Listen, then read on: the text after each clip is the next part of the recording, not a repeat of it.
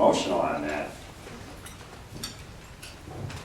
Well, Brian knows I have 3 great kids. We're very lucky. They all are married now. Brian got married 2 years ago, and our other 2 got married almost back to back this summer, Krista and Mike. But Brian, I think I want to show you the first thing, because I'm proud of him because of his work ethic, the fact that he's a team player. He's already a leader and ahead of where I was at that age. But this is why we're most proud of Brian right here.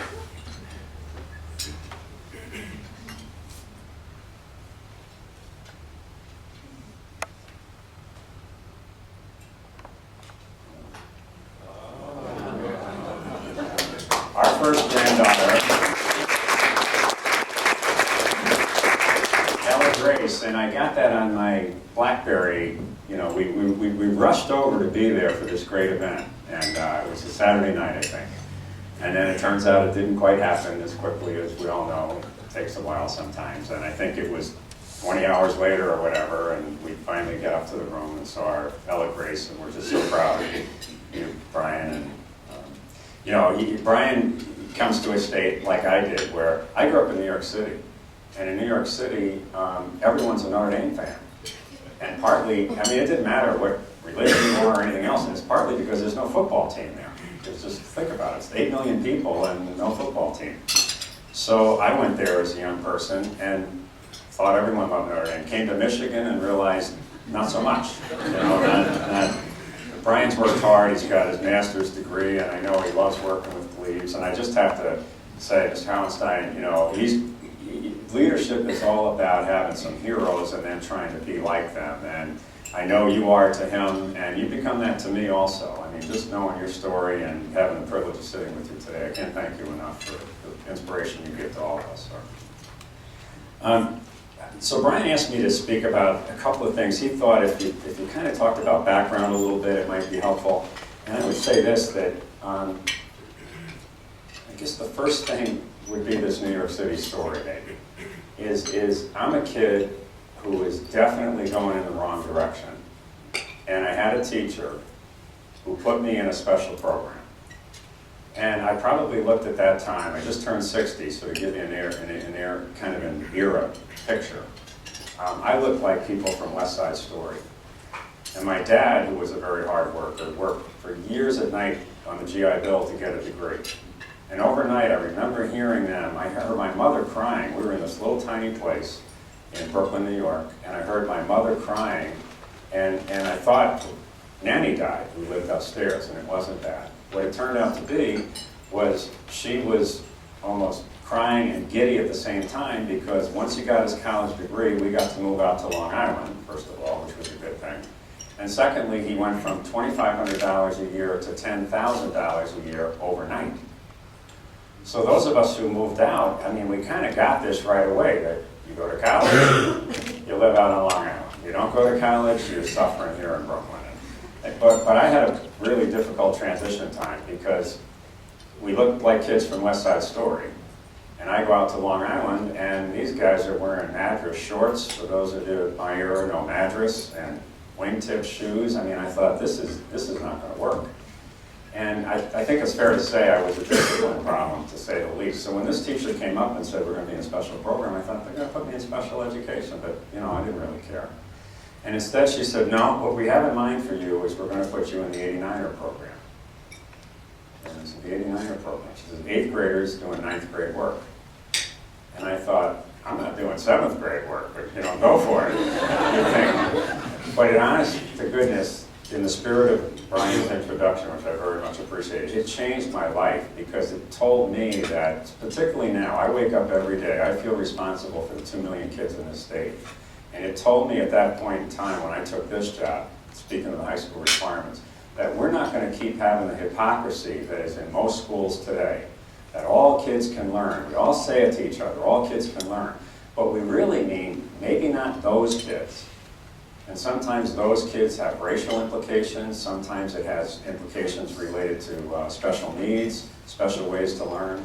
And I mean, I felt compelled when I left my cushy little association job, at more pay, to take this job. I thought, you know what, we're going to push the envelope here, and we're going to make it clear that all the kids can learn at higher levels. And by the way, if we don't, we're going down.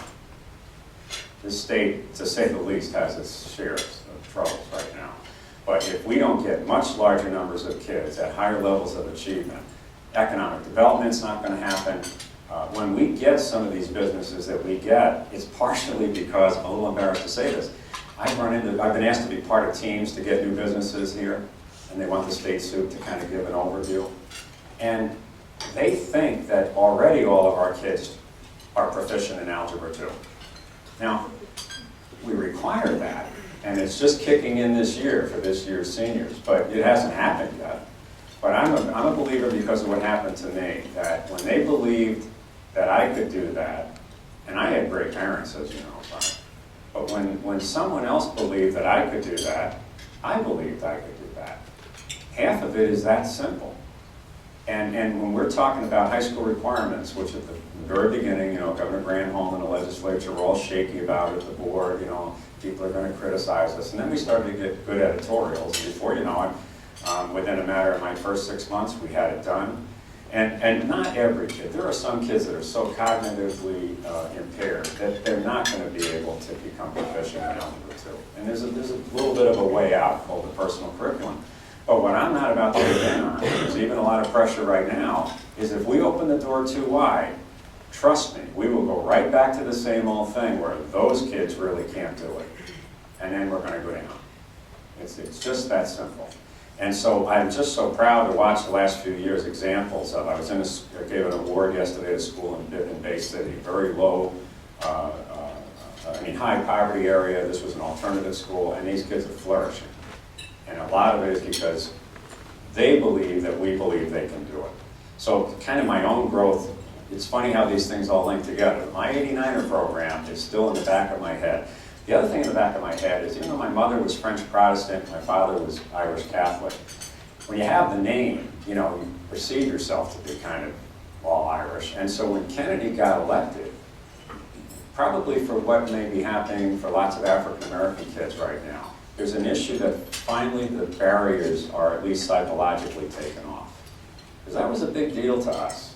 As I said, I had basically a Protestant a Protestant and Catholic tradition, but there was still something about, it had never occurred to me that a Catholic had never been elected president. And so I think tied into education, that's another piece. We have to have kids actually believe that the system allows them to get right to the very top. And I think we're pretty much shattering the whole thing. We've got one more thing to do, and it's gender. Look at the gender thing at some point. Speaking of Obama, just for a minute, I'm not a Republican or a Democrat. I vote about 50-50. If I went back in my life, I introduced Senator Kuipers the other night at an event where I was speaking, and I thought he for those of you who know him on this side of the state, tremendous leader on the education side. He's a Republican. And then there's a guy named Melton who's on the House side as an education leader for the House. Two great people. And that's why I think in my job you have to be careful not to be partisan, and try not to be. I think it's the reason I very much appreciate your comment, please. But I felt a kinship with Angler, and I do with Granholm. And I think if we can get folks to get over some of this other stuff that I don't get, it's why I'm at odds with the governor right now on the health insurance.